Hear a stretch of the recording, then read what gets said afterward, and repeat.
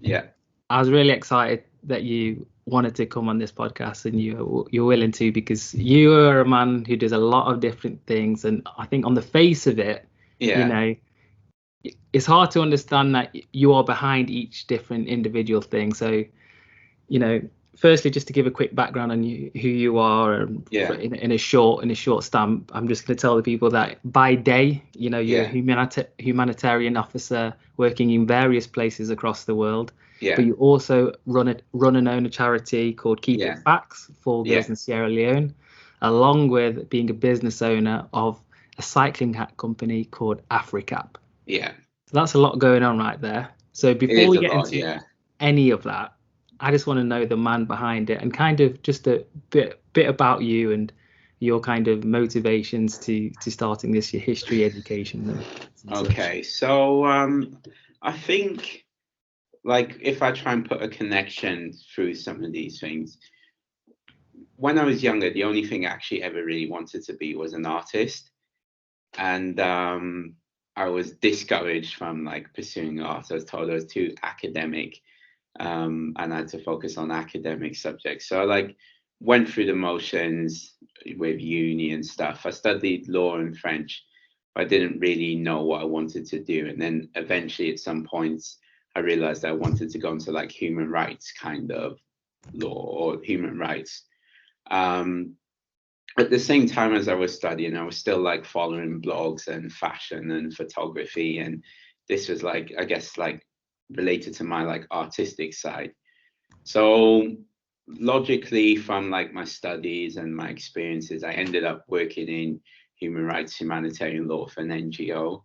But as I was traveling and stuff and doing like amateur photography, I thought at some point eventually I would like to get into having my own type of thing.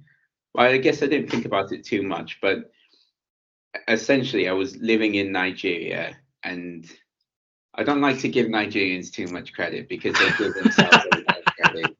But I'll be honest, like one of the things that stood out in Nigeria is Nigerians know how to dress. On every Friday, we would have traditional Fridays, and everyone would be coming in looking really sharp. I'd be like, "Oh, where'd you get your clothes from?" And they'd be like, "Oh, my tailor." Everyone had a tailor. So Mm. I eventually had my own tailor, and my tailor would, I'd be like, "What can you do?" Because they're like, "I can do anything, I can make this, I can make that." Yeah. They're really willing to try. So like I've always liked cycling caps, and at the time I thought, okay, well, can you make a cycling cap for me out of Ankara?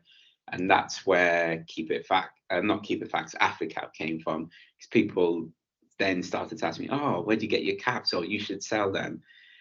Keep It Facts is an extension of like my humanitarian side, or I think most people um, who are, let's say, second generation migrants have parents who post things back or send things back to Africa.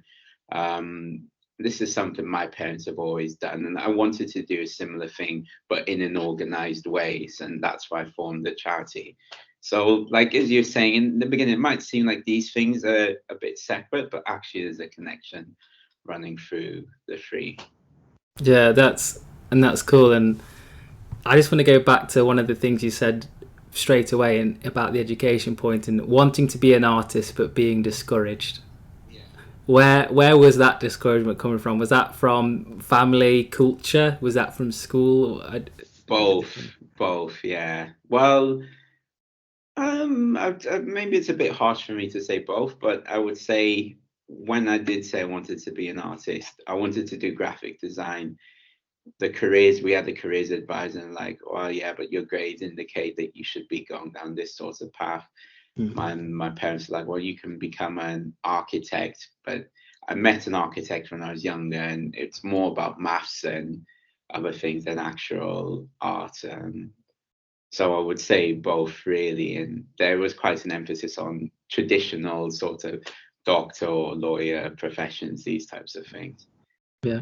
So you then went away. You kind of followed that educational path, did law and French, and then went into the working world. And I mean, your job sounds interesting. From what you're doing, is it something you have a passion in? Something that you enjoyed from the start, or did it kind of develop through time? No, I'd say I've always had a passion for it, and like on the surface, it's interesting. I think I have to be careful though, because like a lot of jobs might on the surface sound very interesting, but the reality is with the job I have, I do have the opportunity to travel a lot and meet different types of people, eat different types of food, experience different types of cultures, and ultimately, I would like to think I'm helping people. It's not as simple or straightforward. I mean, often my placements or projects are for a year, and you're dealing with issues which are not always acute or emergency. They might be systemic or protracted, and you have to realize that I'm not going to change something in a year, or there've been people who've been working there before me. It's not necessarily going to have an impact in the way that people might say when, oh, you're really making a difference. But yeah, no, it's definitely something that I feel grateful to have the chance to do. And just to give people a kind of snapshot of what it is you actually do, because I think, I read the name like, oh, you're a humanitarian officer, work with NGOs, you're here, you're in Lagos, you're in Myanmar, but what is the actual job that you do? So like my specific role is like related to advocacy, and advocacy is influencing or trying to bring about change which will help like the beneficiaries for the NGO or the organization you're working for. So in relation to the NGO I work for, it's Médecins Sans Frontières, or Doctors Without Borders in English. They have medical activities which they run. I'm a non-medical professional, and what I do is essentially monitor human rights, humanitarian violations, analyze this information, and then go to governments or other organizations and try to get them to change or introduce programs which will help our beneficiaries. So we like have we specialize in medical activities, but in the course of treating people, we also come across other issues.